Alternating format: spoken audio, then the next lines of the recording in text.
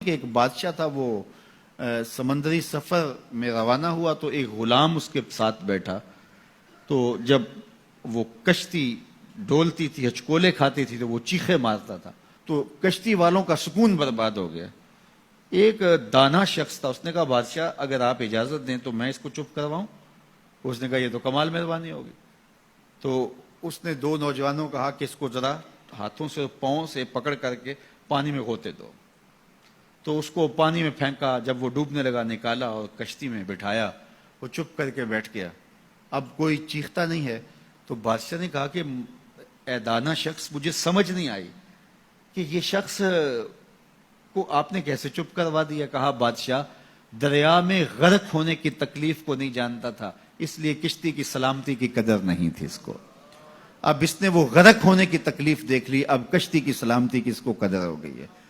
تو اللہ نے جو ہمیں عطا کیا ہے، آپ دیکھیں کہ اس سے نیچے کتنے لوگ بستے ہیں. جب آپ نیچے فرشت دیکھیں گے جو بیچارے نانے شبینہ کو ترستے ہیں. اگر مجھے تھوڑی سی تکلیف ہے اور میں جو ہے وہ اس تکلیف میں ناشکری کرنے بیٹھ جاتا ہوں، تو میاں وہ لوگ بھی ہیں جو بیچارے اپنی مرضی سے اپنا ہاتھ بھی نہیں اٹھا سکتے، جن کی عیدیں بھی جو ہیں وہ ہاسپٹل کے اندر گزرتی ہیں. وہ کئی سالوں کے اندر وہاں اذیت میں مبتلا ہیں. جب آپ دیکھیں گے تو کہیں گے مالک میں جس حال میں ہوں اس پہ تیرا شکر ہے. شیخ سعدی فرماتے ہیں میں دمشق کی جامع مسجد میں نماز جمعہ کے بعد نکل رہا تھا تو میرے کسی نے جوتے اٹھا لیے. تو یہ شروع سے ہوتا آیا ہے. تو کہتے ہیں کہ میں ننگے پاؤں جا رہا تھا اور میری حالت یہ تھی کہ میں جوتا خریدنے کی استطاعت بھی نہیں رکھتا تھا. تو میں دل میں شکوہ کنا تھا کہ اتنا بڑا لوگ تجھے امام سمجھتے ہیں اور تیری یہ مالی پوزیشن کہ جوتے بھی نہیں خرید سکتا. تو آگے میں نے دیکھا ایک شخص تھا جس کے پاؤں ہی نہیں تھے اور وہ رینگتا ہوا آ رہا تھا. میں فوراً سجدہ ریز ہو گیا، مالک شکر ہے تو نے پاؤں تو عطا کیے، جوتے آج نہیں تو کل نصیب ہو جائیں گے.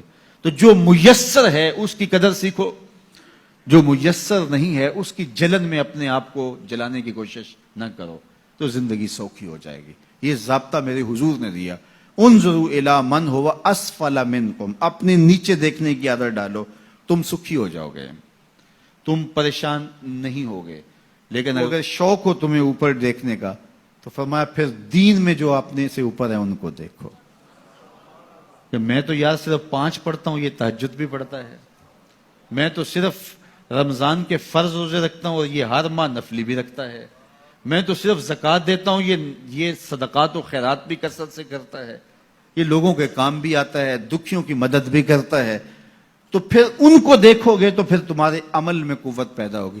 اوپر دیکھنے کا شوق آ جائے تو دین میں جو اوپر ہے ان کو دیکھو، ورنہ نیچے دیکھو. نیچے دیکھو گے زندگی سوکھی رہے گی.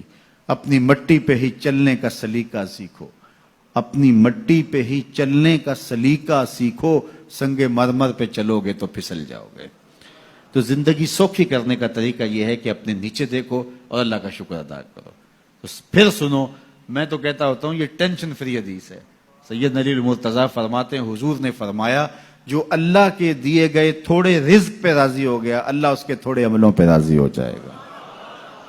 زندگی سوکھی کر دیتی ہے یہ حدیث پاک. تو جو اللہ نے دیا مالک تیرا شکر ہے. یہ تھوڑا کرم ہے کہ تو نے ہمیں انسان بنایا ہے، ہمیں فہم و ادراک کی دولتیں دی ہیں، ہمیں شعور اور خرد عطا کیے ہیں. کتنی مخلوقات ہیں جو سارا دن شدت کی گرمی میں بوجھ اٹھاتی ہیں اور چارہ جا کے جو ہے وہ باہر سے لے رہی ہوتی ہیں. وہ بھی تو تیری مخلوقات ہیں. تو نے ہمیں انسان بنایا، انسانوں کے گھر میں پیدا کیا. اور میں اور آپ تو اس کا شکر ادا نہیں کر سکتے کہ ہمیں اللہ نے محمد عربی کا غلام بنایا ہے، حضور کا امتی بنایا ہے. میری خوش قسمتی میں تیرا امتی. یہ میرا مقدر ہے، یہ آپ کا مقدر ہے. جس کے لیے نبی آرزویں کرتے رہے، تمنائیں کرتے رہے، لوگ راہیں تکتے رہے، منتظر رہے، صدیوں انتظار کرتے رہے، لیکن ہم نے کوئی انتظار نہیں کیا. آنکھ کھولی، ہمارے والد صاحب مسجد سے مولوی صاحب کو بلا لائے. انہوں نے کان میں آ کے اذان دیتے ہوئے کہا مبارک ہو، تو حضور کا غلام بن کے آیا. شاہوں سے ملا ہے نہ تونگر سے ملا ہے، اللہ کا عرفان اسی در سے ملا ہے. اوروں کو ملا ہے تو مقدر سے ملا ہے، مجھ کو تو مقدر بھی تیرے در سے ملا ہے. یہ میری اور آپ کی خوش بختی. تو جتنا بھی شکر ادا کرے تھوڑا. تو لوگوں کے کام آئیں، لوگوں کے لیے جو ہے وہ خیر کی چابی بنے اور شر کا تالا بنے.